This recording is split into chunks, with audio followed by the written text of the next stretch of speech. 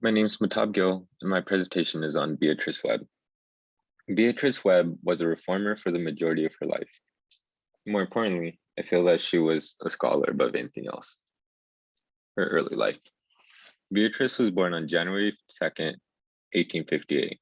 She was born into a fairly wealthy family who were in the ranks of the Victorian upper class. Education was a bit unorthodox since she was homeschooled and had no formal education. Beatrice learned most of what she knows from other people and their ideologies. Since she was a part of a wealthy family, many influential guests often came over, who in a way guided her education. They showed Beatrice different ideas and a lot about the economy. Among these influential thinkers was the liberal philosopher Herbert Spencer. Spencer had a special liking towards Beatrice, even if he may have been 40 years older than her.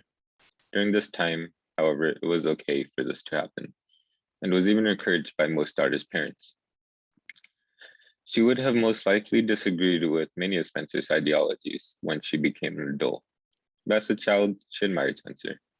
She liked that he was an intellect, and that may have been the time when Beatrice decided that she too wants to be a scholar.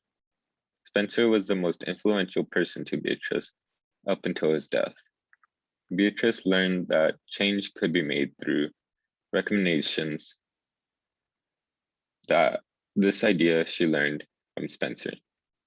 While she came from a wealthy family, she wanted to help those that weren't so lucky.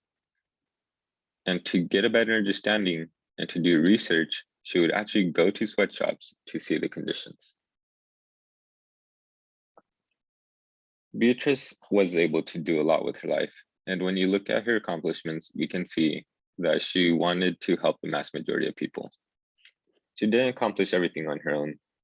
She had help from Sidney Webb, who eventually ended up becoming Beatrice's husband.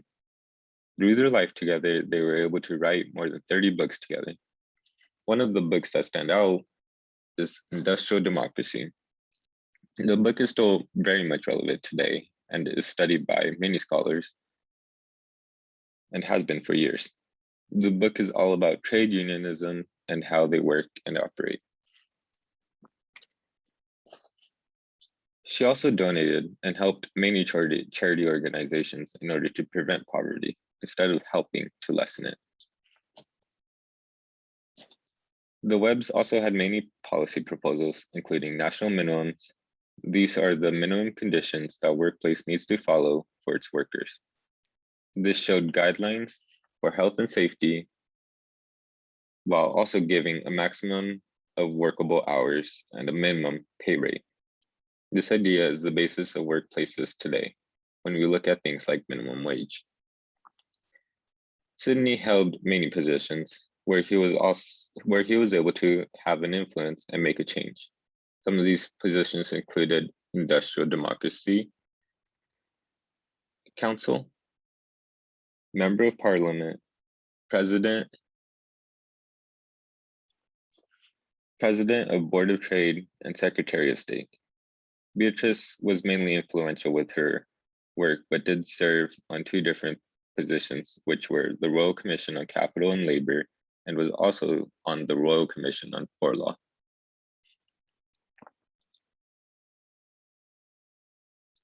Sidney and Beatrice wanted to be able to spread their ideas and educate people on them. This led to the couple being the founders of the London School of Economics. This would allow students who typically have an open mind to be able to learn the Webb's brand of socialism. In 1913, the Webbs had also started a liberal magazine called The New Statesman. While the pair was definitely liked and their work studied by future scholars, not all their work was perceived with support. Their book, Soviet Communism, A New Civilization, was perceived with a lot of ridicule.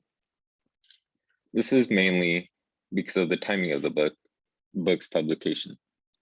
The book came out around the time of Joseph Stalin was coming out of power. Overall, Beatrice and Sidney were basically a power couple. I would compare them to people like the Obamas, who have had a huge influence on Americans and helped pass many policies. I believe that Beatrice was able to successfully fulfill her goals of being a scholar and having a lasting impact on the economies of the world. Thank you.